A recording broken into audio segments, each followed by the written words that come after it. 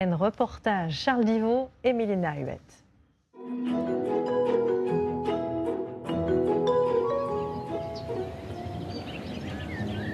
Voilà sûrement le lieu le plus exotique d'Europe.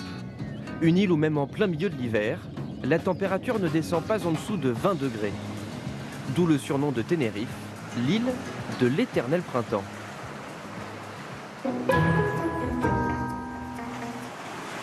Bien sûr, nous aurions pu passer le week-end sur la plage, à profiter du soleil. Mais pour découvrir Tenerife, mieux vaut prendre de la hauteur et monter par exemple en haut de la montagne rouge.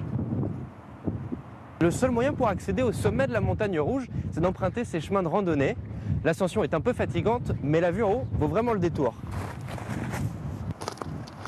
Une vue imprenable sur le plus haut sommet d'Espagne, le volcan Teide.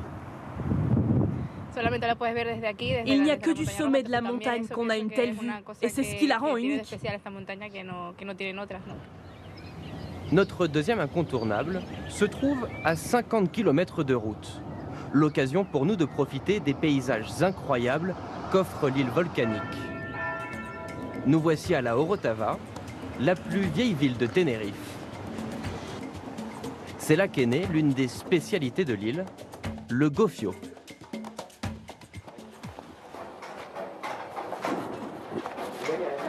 Alors, on est où? C'est ici que la fabrication de la farine commence. D'abord, on brûle le maïs, puis on le broie. Pendant la guerre, vous savez, on n'avait rien d'autre. Donc on mangeait du gofio avec tout, car en plus d'être bon, c'est très nourrissant. Et d'ailleurs, cela nous a ouvert l'appétit en route vers notre bon plan du week-end.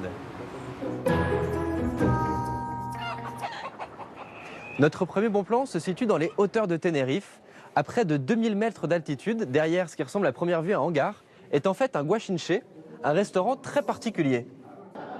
Caché du public, ce restaurant était pendant longtemps complètement illégal. Tenu par des vignerons, l'idée était simple, proposer quelques plats typiques pour accompagner le vin et mieux écouler la récolte.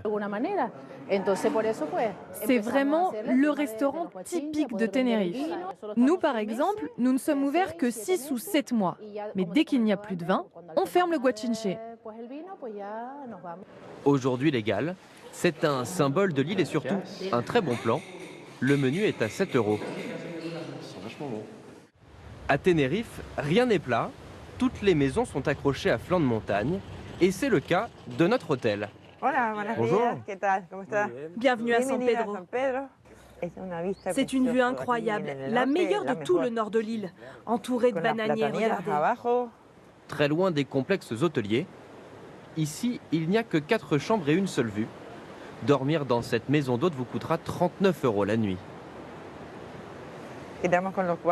On ne voulait pas d'un grand hôtel avec trop de monde. Ici, c'est familial. C'est d'ailleurs pourquoi nous n'avons pas de piscine. La piscine, regardez, vous l'avez devant vous. Au nord de l'île, descente dans les entrailles de Tenerife. Et voilà, on se trouve à l'entrée de la Cueva del Viento, la cave du vent, qui descend par là. On va la visiter? Avec plaisir. Allez, c'est parti. C'est un lieu unique en Europe. Le tunnel, long de 2 km, a été creusé par une coulée de lave il y a 27 000 ans. Tout ce que vous voyez, c'est de la lave. L'endroit a été découvert complètement par hasard il y a à peu près 100 ans. Une habitante du village se baladait au-dessus et le sol s'est effrité sous ses pas. Elle a fait une chute de 17 mètres, mais elle a survécu. Pour profiter au maximum des entrailles de Tenerife, la visite guidée dure 2h30. En réalité, seul 1% de la grotte est ouvert aux visiteurs. Tout le reste est une immense zone protégée où des explorations sont toujours en cours. Avant de terminer notre week-end, Tenerife nous réserve une dernière surprise. Pour l'apercevoir, il suffit d'attendre la tombée de la nuit. Des centaines d'étoiles peuplent le ciel de l'île. Pour les observer, nous retrouvons Kiko dans son observatoire fait main, habituellement fermé aux visiteurs. Regardez cette coupole. Je l'ai fabriqué moi-même. On peut l'ouvrir automatiquement. Le ciel de Tenerife est considéré comme l'un des plus beaux ciels au monde. Vous voulez l'observer? Un spectacle unique en Europe. Au total, notre week-end à Tenerife nous aura coûté 335 €, vol compris.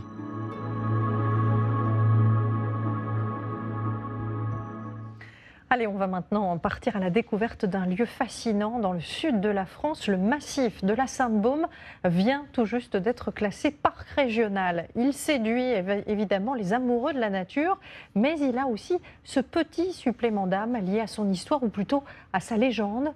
Une grotte y est toujours gardée par les dominicains. Marie-Madeleine y aurait vécu pendant 30 ans. Linda Huré et Sylvain Fargeau.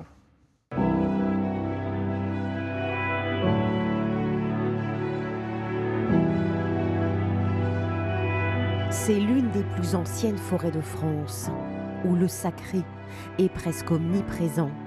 Le massif de la Sainte-Baume, le plus élevé de Provence, entre le Var et les Bouches-du-Rhône. Voilà, on va se mettre en haut là, regarde.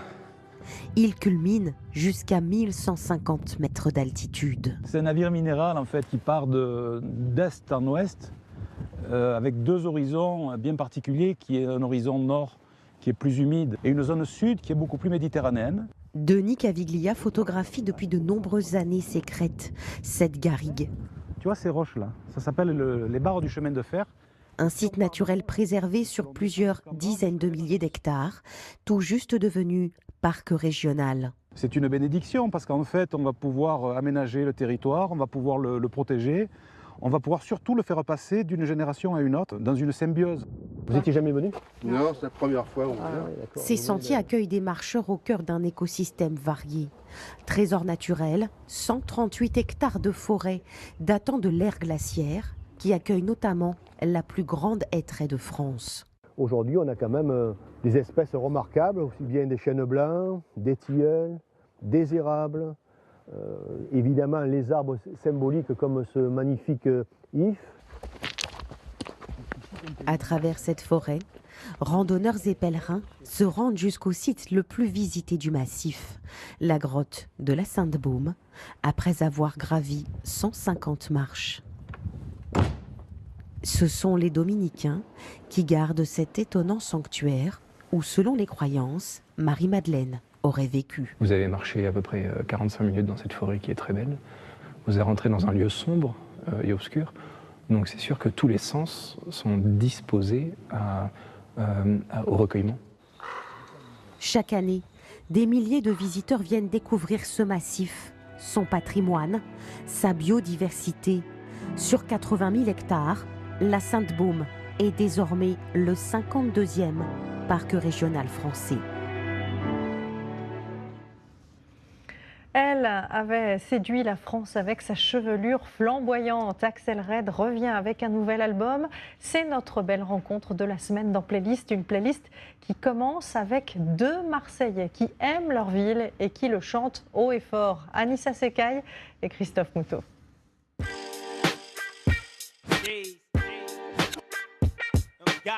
Deux univers musicaux différents. Réunis par la plume de Jean-Jacques Goldman, Patrick Fiori et Soprano chantent chez nous. Et chez eux, c'est ici, à Marseille, où le nouveau clip a été tourné, la ville de leur enfance. Difficile de passer à côté. 1993, Axel Red chante Sensualité. La revoilà, toujours rousse, avec son 9e album, Exil. On est tous des exilés. Parce que quelque part, on entreprend tous un ou plusieurs voyages, que ce soit dans la tête, soit littéralement dans notre vie pour atteindre notre idéal.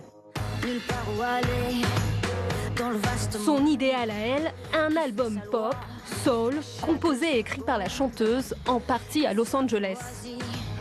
Quelqu'un qui a manqué quelques albums, je pense qu'il retrouve un peu tous les ingrédients de qui je suis. Une femme engagée et surtout une éternelle romantique.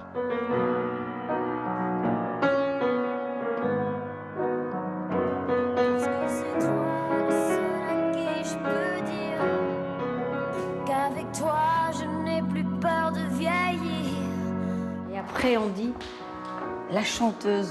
Mais attends, non. On fait beaucoup plus que ça. Ce soir, j'ai vu tous les joyaux de la pop. Des titres inspirés du rap et de la chanson française et un nom, celui d'Eddie de Préto. Et surprise, dès sa sortie, son premier album Cure s'est classé en tête des ventes. En tournée dans toute la France, son ascension fulgurante le mènera à l'Olympia dans quelques mois. Moi je l'ai fait, et ça, jusqu'au fiasco, c'est la fête de trop. Et voilà, playlist, c'est fini pour aujourd'hui.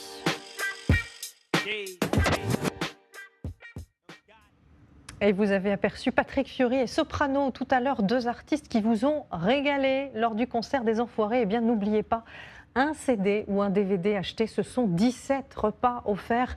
Les Restos du Cœur ont besoin de vous. Voilà, c'est la fin de ce journal. Je vous retrouve dans un instant pour reportage découverte direction Nice, une ville qui change de visage à la tombée de la nuit. À tout de suite.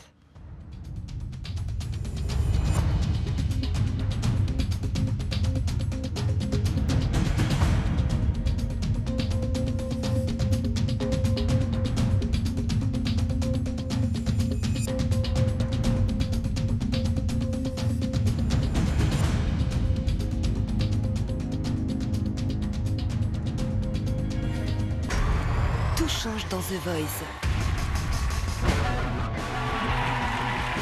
Qui es-tu? Une nouvelle épreuve. The Voice, l'audition finale, ce soir à 21h sur TF1. Bon, et Clem vient ou pas? Si, elle va pas tarder. Clem et Alizé se sont enfermés pour parler. Mais qu'est-ce qu'ils font? Je sais pas. Bon, on commençait à s'inquiéter, hein? Ah bah oui. Ça va? Ah oui, super, j'ai plus de boulot, j'ai bientôt plus d'appart, presque plus de mecs. Je sors avec Stéphane. Quoi? Mais sinon, le reste, ça va nickel. Oh, bah, si le reste, ça va, hein? On est sauvés. On parle pas de mon vrai papa, nous. Je te préviens, Caro, c'est ma femme. Tout ce bordel est arrivé parce que j'ai voulu te retrouver. Sinon, on s'ennuie des fois chez vous. J'aimerais bien. Non. Clem, nouvelle saison inédite, lundi à 21h sur TF1. Ce programme est proposé en audiodescription. Avec Gémeaux, offrez-vous un moment rien qu'à vous ou en famille devant Clem. Gémeaux, c'est la mode qui vous aime.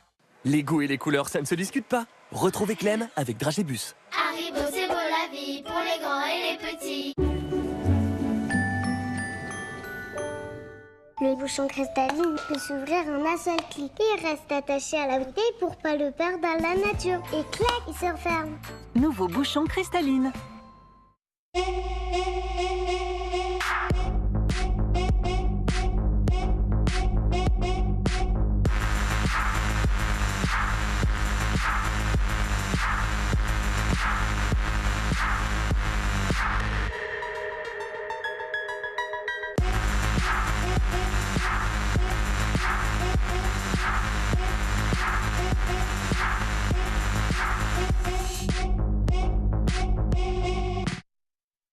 S'il vous plaît. On adore ce que vous faites, vous pourriez nous signer un autographe? Évidemment. À quel nom? Au nom d'Arrêt Fenêtre. Bien sûr. Jusqu'à moins 25% sur toutes les fenêtres, jusqu'au 31 mars. Ça, c'est unique. Visiblement l'enseigne préférée des Français. Claire est une passionnée de technologie. Et ses enfants aussi. Et ça, c'est smart. Grâce au prêt perso Sofinco, Claire a pu installer de la domotique chez elle pour toujours être connectée avec eux. Et ça, c'est encore plus smart. Et si, comme Claire, vous réalisiez tous vos projets avec le prêt perso Sofinco à partir de 1,20%.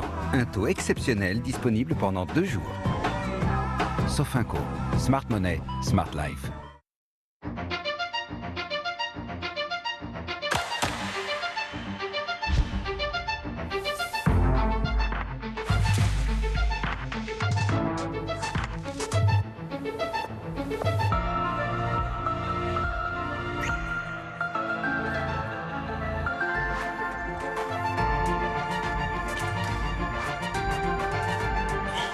La nouvelle eau de parfum intense. Coco Mademoiselle, Chanel.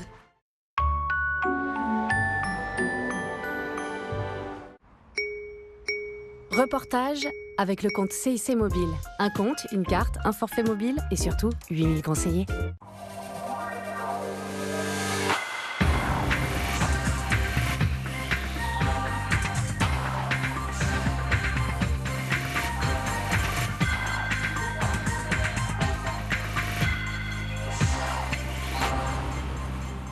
Bienvenue, si vous nous rejoignez tout à l'heure, vous vivrez les voyages extraordinaires des chasseurs de pierres précieuses. Mais avant, partons pour une ville qui vit autant la nuit que le jour. Nice a en fait deux visages, celui des plages, des commerces et de la douceur de vivre, et puis celui des casinos et de la fête. Et c'est celui-là qui nous intéresse aujourd'hui.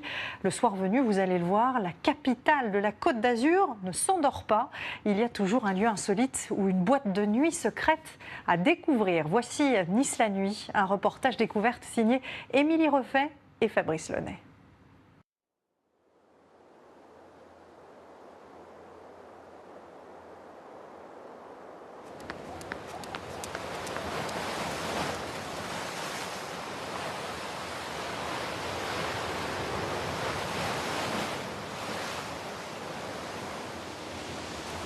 Ce soir, comme tous les soirs à Nice, on regarde l'horizon et la mer. Et on reste là, à les contempler jusqu'aux dernières lueurs du jour. Sur la promenade, les joggeurs et les chanteurs de rue sont de sortie. Les militaires ne sont jamais loin, depuis cette nuit tragique, que personne ici n'a oubliée. Mais à Nice, la nuit ne rime pas seulement avec drame. Et dans ces rues illuminées, la vie a repris doucement ses droits. Certains Niçois ont même fait de la nuit leur terrain de jeu favori. Tu as vu cette vue ou quoi? Incroyable. Je crois qu'on est arrivé le bon jour. Là, c'est génial l'axe. Vas-y là, parce que t'es juste là où il faut. Là. Vue d'en haut, Nice est encore plus belle la nuit. C'est maintenant. Alors on voit tout Nice. C'est-à-dire cette baie des Anges qui démarre avec l'aéroport. Et puis Nice, c'est un peu comme Rome, quoi. C'est une ville entre les collines. Et là, essayer de voir Nice la nuit, c'est ce qu'on va faire. Aller dans cette fourmilière qu'on voit là, complètement animée, qui est carrément magique. Il y a une lumière extraordinaire. Amoureux de leur ville natale, Gérard et Michel préparent une expo photo de Nice la nuit. J'adorais. Grâce à eux, nous allons pousser des portes fermées le jour et rencontrer les drôles d'oiseaux qui éclairent les nuits niçoises. C'est toi la lumière ce soir? Oui, voilà, regardez. 1, 2, 3, je suis ému. Voilà. Sur la promenade, la nuit, c'est le casino qui brille le plus. Un monde discret. Exceptionnellement, nous avons été autorisés à suivre Fabrice, le maître des lieux, croupier en chef. Et Lisette, la plus niçoise de ses clientes. Santé, hein? Vous en voulez un peu? La nuit, alors qu'il est fermé au public, c'est Nathalie qui illumine le plus grand centre commercial de Nice. Mais cette nuit est un peu particulière. Elle doit préparer un spectacle étonnant, un défilé de robes en chocolat. Natacha, va vite aider Zora, s'il te plaît, derrière. Enfin, il y a l'hôpital Pasteur où la lumière ne s'éteint jamais. Ce soir, nous embarquons avec l'une des équipes du SAMU. Ça va? Vous avez mal quelque part? Marine est médecin urgentiste depuis 25 ans et la nuit, il n'y a pas que des drames à Nice. On pousse, on pousse, on pousse, allez! Fort, fort, fort, fort! De la nuit à Nice, on connaît surtout la carte postale. Les palaces, les casinos et la promenade des Anglais. Mais derrière, se cache l'autre ville. On traverse là? Celle des Niçois. Oh, attends-moi, oh! Je suis vieux. Je suis un vieux mec, moi. On à gauche, quoi. C'est avec Michel Sagne et Gérard Taride, tous deux nés à Nice et amoureux de leur ville, que nous plongeons dans ces rues. On est dans le ventre de la ville, le centre historique, mais aussi là où vraiment il y a toutes les animations, là où il y a tous les petits commerçants. Dans le Vieux-Nice, il n'y a pas que des boutiques pour touristes. C'est aussi ici qu'on fabrique la vraie spécialité niçoise. Et ce n'est pas une salade. La Socador. Alors, C'est bien là? Meilleur soca de Nice. Allez, hein. Une petite galette de 40 cm de diamètre. Waouh, waouh, waouh. C'est un moment émouvant. Qui se déguste sur le pouce. Allez, vas-y. Michel, celui qui... C'est bien de l'huile d'olive, de l'eau et de la farine de pois chiche. Et du lait. On ne révèle jamais la recette ici? Hein? Jamais. Non, c'est un secret bien gardé. C'est 3 ingrédients, mais ce qui fait le talent, c'est de savoir les doser. Super bon. Super bon. C'est vraiment typiquement niçois. Ouais. Putain, c'est bon, c'est bon. Quand on vit ici, on sait bien sûr où déguster la meilleure soca de la ville. Mais Michel a encore mieux. Il connaît l'unique détenteur des clés du Vieux-Nice. Ciao. Ça va mon grand. Et toi? Comment ça va? Pas une main virile, hein. Ça va bien? Hervé Barelli, un ami de fac, va leur ouvrir une porte fermée au public depuis presque 30 ans. On y va? Une ancienne boîte de nuit dont les murs cachent bien leur jeu. Moi, je venais faire des concerts ici. Ouais. Ici, il y avait la billetterie. Bah, par contre, ça c'était pas du tout comme ça. Et non, parce que ça, c'est l'église du XIIIe siècle. Ah, c'est ça? Parce que incroyable. Ta boîte de nuit, elle est dans une église du XIIIe siècle. C'est pas vrai. Et ouais. Personne ne le savait. Donc on dansait dans une église du XIIIe siècle. Hallucinant. Ah, la boule à facettes est toujours là, par contre. Ce mariage contre nature entre une église et une discothèque, Gérard en sera le dernier témoin. Car dans quelques mois, la piste de danse et la boule à facettes auront disparu de la nef.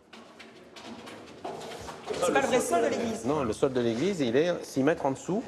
Et ça a été pendant des décennies un entrepôt de la collecte des ordures ménagères de la ville de Nice. Donc vous voyez, il y avait la collecte en dessous, la boîte de nuit. Et aujourd'hui, l'enjeu, c'est de récupérer tout. Parce qu'un bâtiment comme ça du XIIIe siècle à Nice, on n'en a pas d'autre. On n'en a qu'un. C'est toi le maître. Regarde-moi. Dans le Vieux-Nice, quand une boîte de nuit disparaît, une autre naît, au coin de la rue. Et c'est la génération d'après qui a pris le relais. Le fils de Gérard, à droite, est un des DJ. Et la nuit ne fait que commencer. Gérard et Michel nous emmèneront dans les ruelles plus sombres, peuplées de créatures qui ne sortent que la nuit.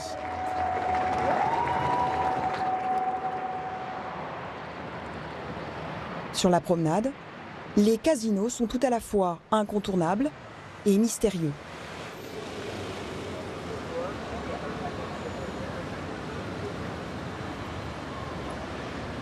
Avant d'y entrer, rendez-vous nous a été donné ici, quelques heures plus tôt, avec le directeur. Fabrice Giletta, croupier de père en fils et collectionneur de râteaux depuis 4 générations. Celui-là appartenait à mon grand-père, celui-là à mon père, et celui-ci c'est le mien, avec lequel j'ai travaillé dans divers casinos.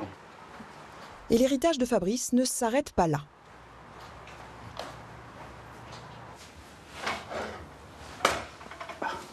Le sabot et les palettes. Ce sont des ustensiles qui permettaient aux croupiers de ramasser les cartes et de les donner à la clientèle. Cartes perdantes. Avec sa femme, Sophie, ils sont un peu nostalgiques de la belle époque des casinos à Nice. Le casino du Jeté Promenade. Et ça, vous l'avez pas connu, vous? Mais non, j'ai pas. Forcément, non, j'ai pas connu. Non, il a été détruit complètement à la fin de la Deuxième Guerre. Il était magnifique. Alors ici travaillait mon grand-père. À l'époque du grand-père de Fabrice, on devait être impeccable pour se rendre au casino. C'est vrai qu'à une certaine époque, quand ils montaient tous en salle, tous les croupiers qui se suivaient, habillés en noir, smoking, avec le nœud papillon, et c'est vrai que c'était une très belle époque, c'était très joli. Maintenant, c'est plus pareil. À Nice, il y a 2 casinos, à 200 mètres l'un de l'autre. Monsieur travaille dans l'un et madame dans l'autre. Elle y est hôtesse d'accueil. Bisous ma chérie, je reviens te chercher vers 4h, 4h15. Bonne soirée. Dans les années 70, les deux casinos niçois se sont livrés une guerre sans merci. Mafia et crimes crapuleux qui ont longtemps alimenté la rubrique des faits divers. Ce sont de vieilles histoires. Là, la concurrence, elle est juste commerciale. Les vieilles histoires d'antan, on n'en parle plus. Le palais de la Méditerranée, fermé puis partiellement démoli au début des années 80, a rouvert en 2004. Fabrice a été l'un des premiers à être embauché. Ça va? Ça va, Christophe? Bien? On a eu du monde ou pas? 338. Ah, quand même, c'est bien pour une après-midi. Les machines à sous fonctionnent toute la journée. Mais le monde de Fabrice, lui, n'ouvre qu'à 20 h. Voici une roulette anglaise. Une roulette anglaise, il y en a deux. Il y en a une ici, une juste à côté. Derrière moi, vous avez deux tables de blackjack. J'ai le poker également au-dessus. C'est très prisé à l'heure actuelle, c'est un jeu très demandé. En 34 ans de bons et loyaux services, Fabrice a gravi tous les échelons. Et aujourd'hui, c'est lui qui accueille les croupiers et répartit les tables. Bonjour. Salut tout le monde, Gaëtan, bonjour tout le monde, je vais vous placer. Ça va, bonsoir, tout va bien? Stéphane, tu vas au blackjack? Ok. Après, je ferai l'ouverture avec toi de la roulette. Et au poker, Grégory, Valérian et Richard. Ok? Il est aussi le seul détenteur de toutes les clés du casino et le garant de la probité de ses troupes. Ces billes-là restent enfermés le soir dans ce dépôt des cartes. Parce qu'il peut très bien y avoir des billes truquées, ça a déjà existé. D'ailleurs, vous n'avez même pas le droit d'y toucher.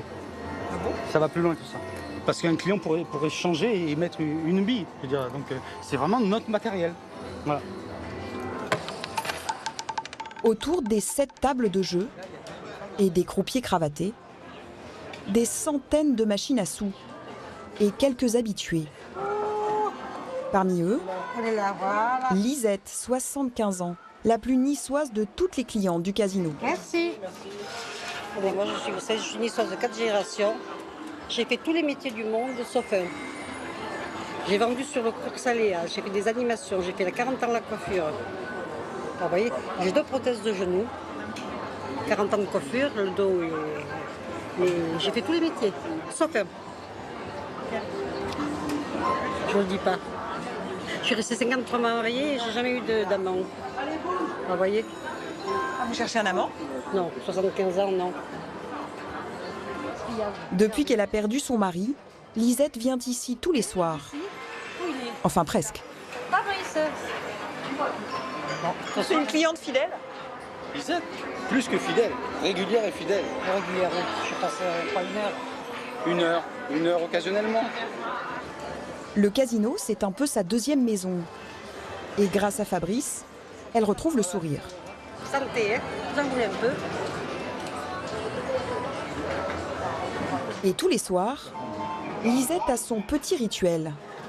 Je vais vers ma machine, mais elle est prise. Retrouver sa machine fétiche. Vous rejouez, monsieur? Et toujours le même objectif, décrocher le jackpot. Mais ce soir, la nuit lui réserve surtout une belle rencontre. Au bout de la promenade, les derniers avions du soir. Et juste à côté, le plus grand centre commercial de Nice et ses derniers clients. C'est l'heure où Nathalie Davier commence à s'activer en coulisses. Là, il est qu'il faut y aller. Donc, on a les camions qui arrivent. On va décharger tout rapidement puisque le centre vient enfin d'être fermé. Donc, on peut en fait maintenant œuvrer. Donc, on va décharger tout le matériel et on va